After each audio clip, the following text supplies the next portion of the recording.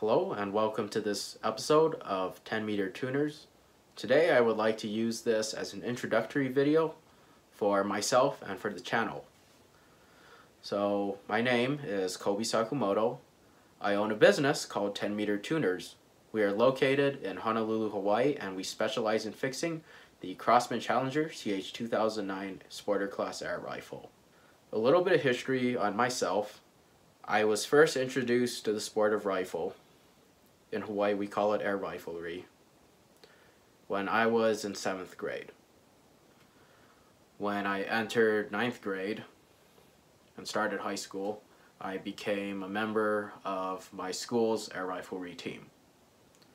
The school I went to is Mid-Pacific, and they actually have two air riflery seasons. One in the fall, we call that Sporter, and one in the winter called Precision.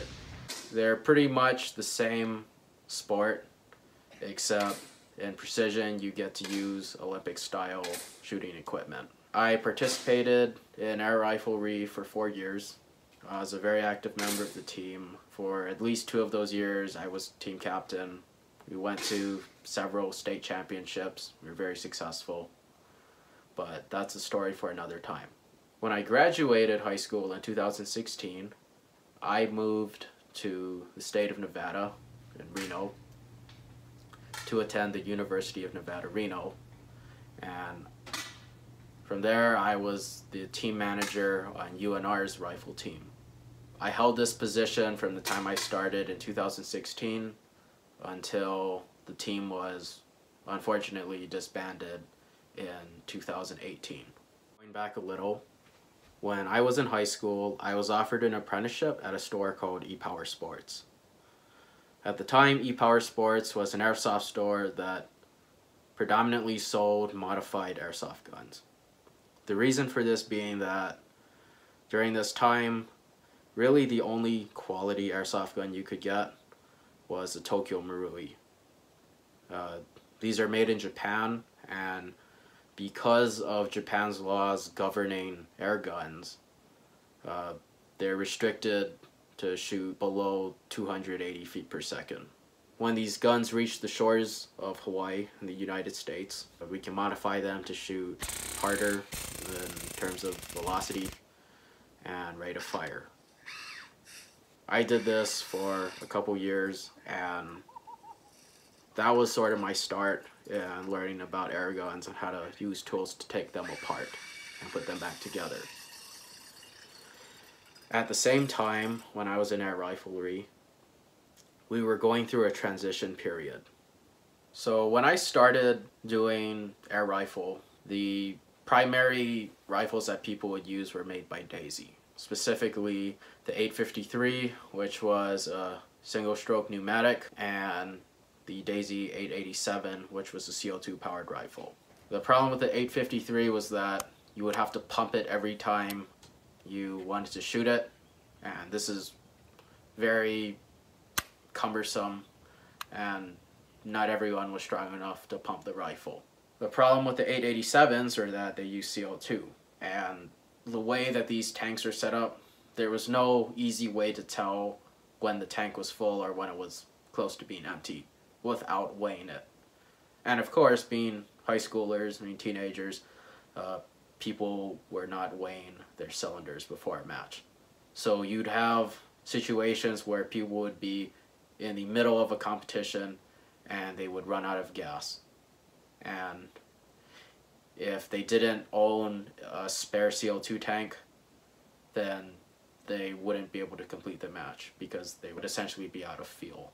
So along comes the Crosman Challenger, the CH2009 model. Now this gun represented a huge shift in technology for Sporter, because you could fill them using a scuba tank. There was a pressure gauge on the side of the rifle that you could use to visually inspect how much air was in your gun, similar to how the precision rifles are set up. Aside from that, they had an ambidextrous charging handle, so both right-handed and left-handed people could easily shoot it. They had a very good synthetic stock with an adjustable comb and butt plate.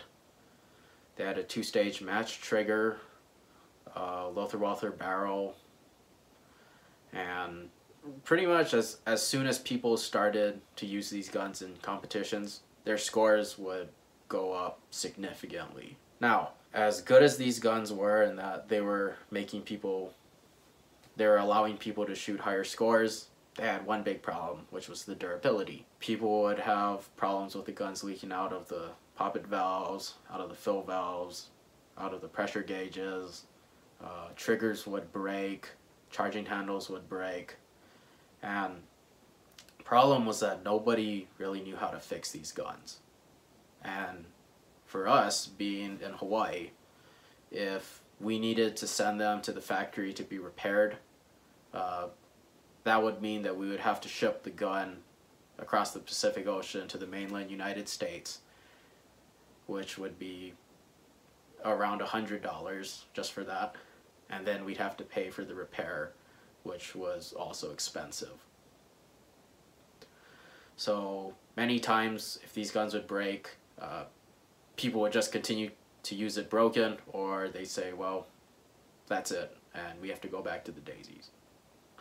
So after I had used my gun for about a year, I had the same problem where my gun broke. However, having this background from E-Power Sports, I was able to take my rifle apart and fix it as best as a 15-year-old could fix a rifle. Since then, I've been fixing these guns for around 7 years. So my techniques in fixing them have become a lot more professional and a lot more refined, and now I'd argue that it's almost the same quality as when you buy them out of a factory. But I can talk about that later. Moving on to precision. When I got my precision air rifle, the first thing that I wanted to do was modify it, because precision rules allow it.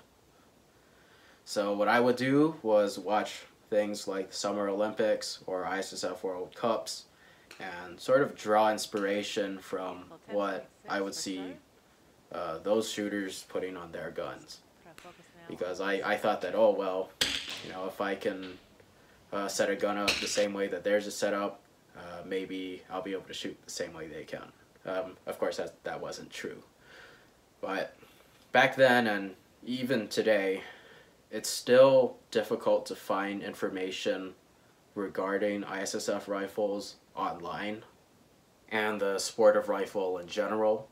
There are online resources, however, a lot of them are located in some pretty obscure places like online forums. In terms of YouTube channels, there is one channel who I would consider produces high quality rifle content, and that is Heinz Renkemeer. And I apologize if I butchered that name, but he's affiliated with the Met Company, who produces aftermarket parts for the precision rifles, and his videos provide a lot of informative knowledge about the different Mac products, their functions, and on different training techniques. So if you're a seasoned shooter, I highly recommend checking out his videos, as I think people can greatly benefit from them. So to conclude my thoughts, thank you for watching this video. I know it's been a little long, but I wanted to end this video by stating the goals of this channel. And they are as follows. The first would be to build a better understanding of the sport of rifle by providing this information online on YouTube. The second would be to assist current participants in the sport of rifle with any purchasing decisions they may have, especially in regards to rifle equipment, as this is a very expensive sport. And the third would be to introduce new people to this sport. Again, thank you for watching this video. I hope you found it informative, and I'll see you next time.